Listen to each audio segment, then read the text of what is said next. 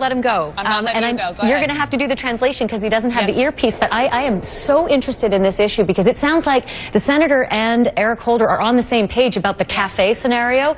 And Eric Holder said, no, that's not what it's about. I would like you, please, to ask the senator, the Times Square bomber who, but for a bad trigger device, could have blown up Times Square. If there were a drone hovering there, would that be an imminent threat that the senator would agree we could use lethal force on that American citizen, Faiz al-Shahzad, in May of 2010? So Ashley is asking just to sort of clarify the whole concept of imminent threat, reminding us that the Times Square bomber, the person who almost blew up Times Square, would you consider that an imminent threat? Yeah, anybody bringing a weapon to a place, assembling a weapon, using a weapon, that would be. And the reason we're so concerned about this is when you look at the drone strikes that we're doing overseas, they show you pictures of them occasionally. CNN's probably had the unclassified pictures on TV. They're driving in cars, walking on paths, at home. And so the thing is that's not a standard that I think is acceptable here, because the question is, here you would be accused of a crime and we would determine whether you're guilty or not. Now, I know we can't take people to court in battlefields and overseas locations, so it will be different.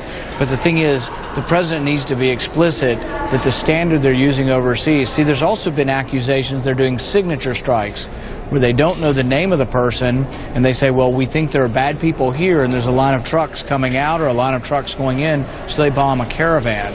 That is probably, I don't know this because I don't have the classified information, but probably how al-Awlaki's son was killed, is they didn't target him. He was part of a signature strike. But you really think that they would do that potentially in the United States, just bomb a caravan of Americans? No, and that's why they should say explicitly they won't, though. What worries me is that when I ask them the specific and direct question, you know, my job in the Senate is to advise and consent, which means I'm supposed to try to get answers on the nominees, and it's our chance to have the administration be explicit. So I ask them these questions. It should be an easy answer. I've said all along, it should be an answer.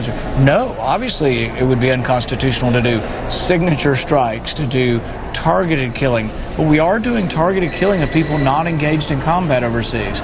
And they may have proof that they were in combat yesterday or they're going to be in combat tomorrow.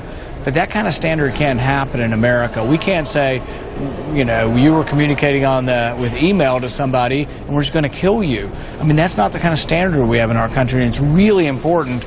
And when Barack Obama was a senator, I think he would have been standing with me last night. I think he, like Senator Wyden, would have come to the floor in support of me yesterday.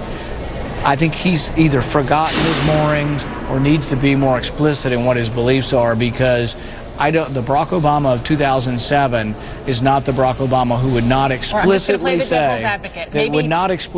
we're not going to kill Americans. I'm going to play the devil's advocate. Maybe he's a Barack Obama who has a lot more information than you do about the threats to this country. The thing is that saying that I have some superior secret knowledge is why I'm allowed to kill Americans without any kind of due process isn't good enough for me.